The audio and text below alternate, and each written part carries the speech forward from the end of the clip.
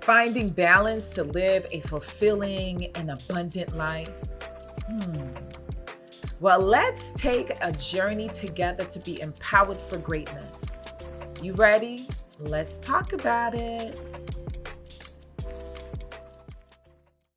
Hello, hello. I'm so excited to be able to be in this place with you because you have so much to say, and I think everyone needs to hear your story. So, welcome, Maria. Tell us a little bit about who you are and where you're from.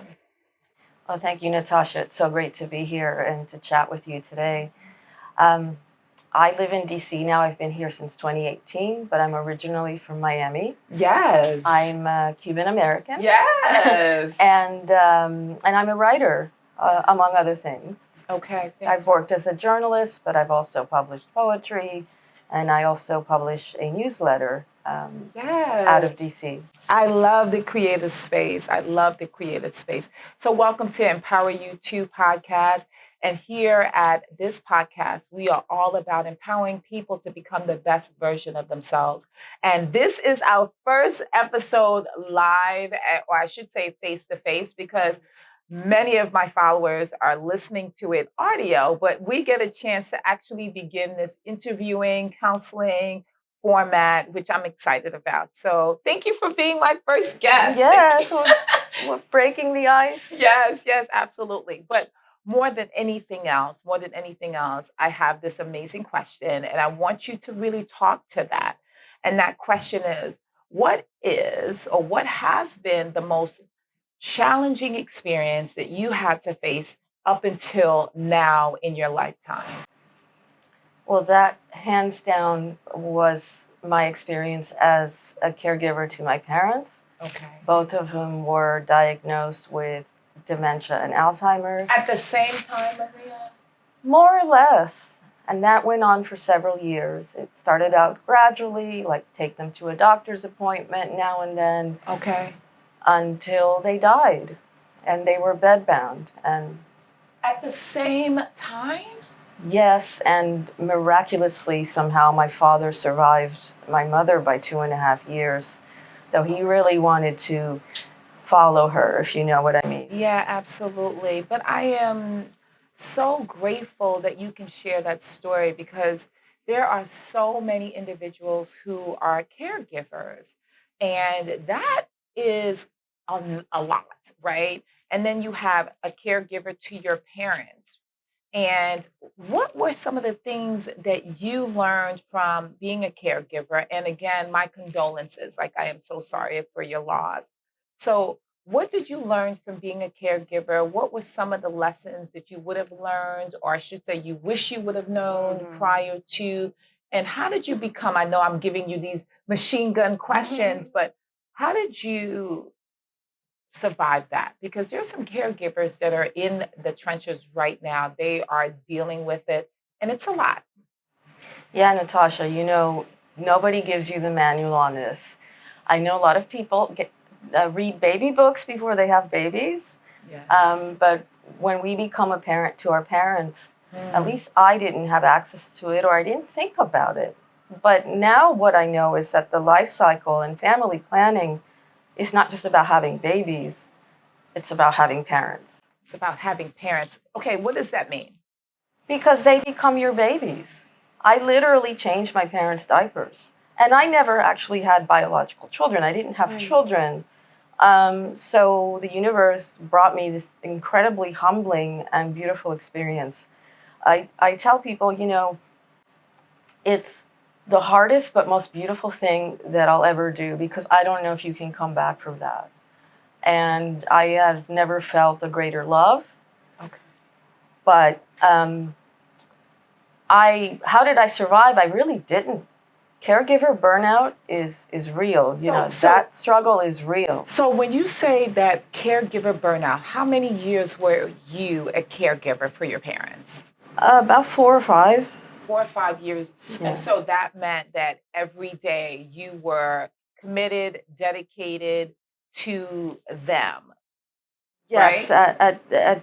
Towards the end, but that end was drawn out. And one thing I learned is that hospice does not mean that the person is about to die. You can actually be in hospice level care for a long time. Okay, and so depending on like if you have long-term care insurance, for example, you can hire more people Right. to come and help you to help the caregiver. Right. And so, and that's what ended up happening to my parents.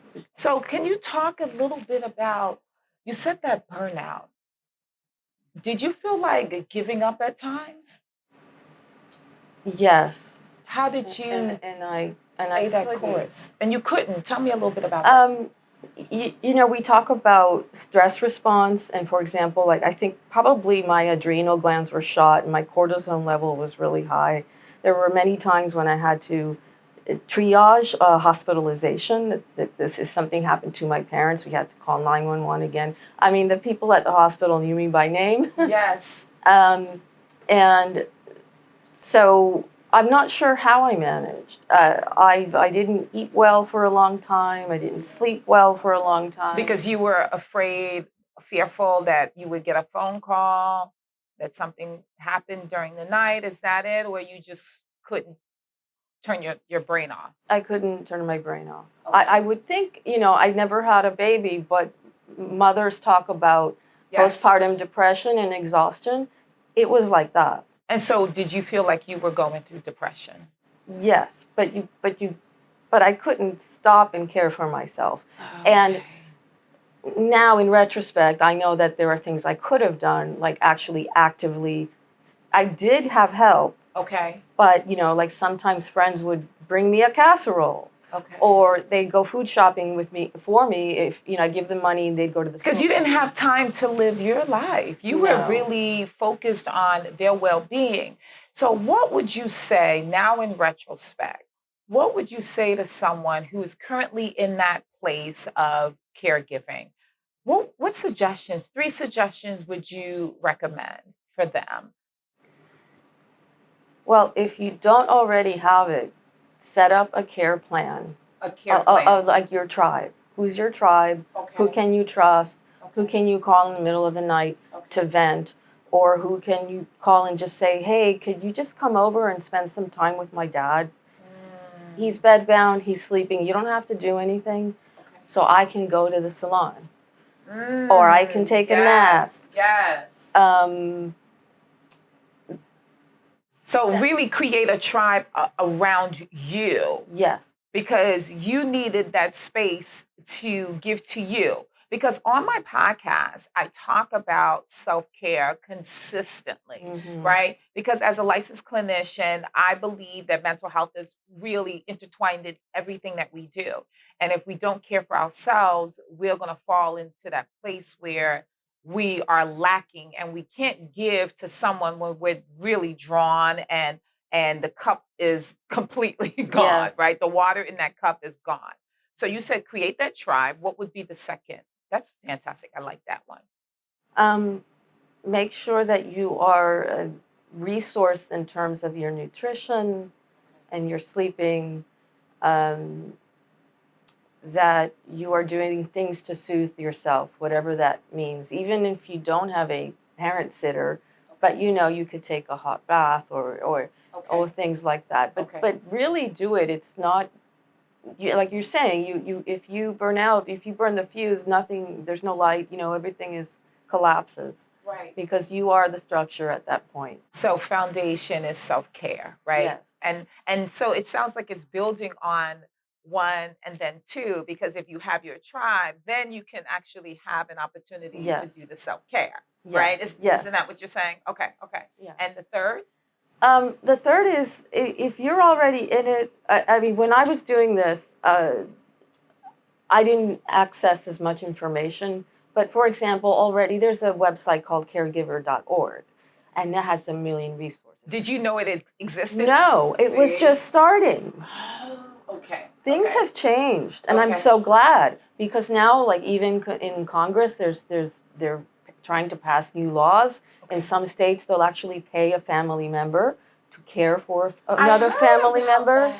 And at the time when I was doing a lot of research about this, there were, I think, 40 something, but don't quote me on this, Sure. million unpaid family caregivers in the US. Are you serious? I am. So caregivers.org. What's the I site? believe it was caregiver.org. Okay, so we'll definitely put that But in the notes. if you go to, and we can double check that later. Okay, yes. But for example, Alzheimer's Association may Okay. have done surveys or done research on the number of people who find themselves in this place dealing with memory disorder, which is already so very painful, Yes. to lose to see a person lose their memory and waste away. And that's the thing, they're wasting, you're actually watching them waste away. Yes. Okay, so you said that access resources, know that there are resources available and funding, right? Funding for those who are caring for caregivers. Yes, I mean, caring there's for their parents. there's a way. Some states have that set up where your Okay. family can apply for aid, and then they just hire you Okay. or whoever you want. But it can be you if you're the daughter, for Okay. example, the adult child taking care of the parent. Okay. And if you're, a lot of people have come to me and asked me to, well, please write a book about this because I'm scared. My parents aren't there yet. Well, I am. Ooh, But, yes. I'm not there yet, but I'm scared Okay. because I would share some of this on social media. Sure. And social media at the time was my lifeline. That's another thing. Don't put out all your dirty laundry. Don't always be, but don't be shy about accessing your resources that way if you are active on social media because people will respond. Okay. But if you're not there yet, start early. Don't wait until your parents get really sick. Okay. And that may be, I think, the difficult conversation that parents have to have with their adult kids, which mine didn't. Well, they were in denial. We'll never be sick. Of course, we'll never die. Right. We're invincible. we're going to live forever. Absolutely. Yeah. So this is amazing. So we're saying the 3 points are, right? Definitely create your tribe. Second, self-care, right? That is mandatory. And then third, you're saying access resources. Yes, educate yourself. The same way you would educate yourself if you're having a baby, hopefully. Absolutely. And I like how you compare having children to having an aging and taking care of an ill parent. You actually have to elder-proof your house, like with kids. Remove obstacles, put up baby fence. I did that for my mom so she wouldn't fall down the stairs. My mother was one classic moment, which I will never forget, which is part of my book, is she put soap instead of oil into the frying pan. And that's when I knew, oh, something's off. I'll never forget that. How can you? Yes. So now, not every person who is elderly will have Alzheimer's, but in the same way that I always say that it's not them. The elderly are us later. Yeah, absolutely. So treat the elderly the way that you treat yourself now. Yes. It's not an other. Right. It's us. It's part of the life cycle. Sure. And there is also, I would add, a huge death doula movement now. I know some great people in DC who are doing that. That's another resource. Who, instead of having a nurse coming to your house, you have a doula. I've heard of. Who is helping you prepare as the person passes on. Wow, so like a doula when you're about to have a baby. I see the connection. Yeah. Wow. So what would be the greatest advice, right? And on my podcast, I don't give advice, I give recommendations, right? So what would you say would be something that you want to leave our listeners with as a caregiver, as a once caregiver? What would you want them to know? Words of wisdom. It's going to seem impossible when you're in it, but when you come out of it, you're going to look back and see that it was actually the time of your life when you were experiencing and this service, the greatest love, the greatest selflessness. Your heart will be full. You'll grieve the loss, but your heart will be as full as ever. And that's what it was for me. Now, in it, It's crazy, it's hectic, it's frantic, Right. it's painful. But if you can, no matter what faith you have, Sure. definitely tap into your own spirituality. Yes. But even if you're an atheist, it doesn't matter. Yes. Try to be present, fully present with that, because in many ways it's a gift to just be fully present with life and set everything aside. A lot of people say, oh, you sacrificed some years of your life. Did you put your career on a hold? I'm like, no, no. This was Your the fullest career. moment of my life. I didn't set anything aside. This was part of life. It wasn't a sacrifice in that way. Wow. You know So what? prioritize the care, be in it, then own So it be and so be courageous. and be present because you said, okay, you said my favorite word, courageous. I always say to my clients and the students, my scholars who are in my counseling program, Empower You, I say that it is so vital for you to understand the definition of courage. And that is not the absence of fear, it is having fear, but doing it anyways. Yes. Doing it anyways. And like you said, be courageous and know that there is an other side to that. The root word of that is core, which is heart. Oh, yes. And I always say, and then as don't just be courageous, be curious. It's a thing that's happening to me. Can I be curious? What am I learning? Yes. Ask yourself the questions. It is existential. It is hard. Oh my God, I'm facing Right, death. right. But don't. I mean, don't rush through it because it's one of the greatest gifts that you'll ever have. And even though it's the hardest lesson, it's humbling, and I personally am a better person for that Because of it, now. because of it. Well, I just want to say thank Thank you you so so much much. for being here and sharing your testimony, your story, and giving people understanding, right? And just letting them know that there's a power that lives within you that allows you to be your best self. But sometimes life is gonna life, right? Life is gonna life, Totally. right? But being that example of what courage looks like. So I thank you. Thank you. Oh, yay. All right, well, Maria, I am super excited that you joined us today, sharing your story as a caregiver, caring for not just one, but two parents at the same time. And so we are grateful for your presence. We're grateful for your story and your testimony, and of course, your courage. And so, with that said, I want everyone to be empowered for greatness because without greatness, there is no you, and without you, there's no greatness. See you on the other side. Hey.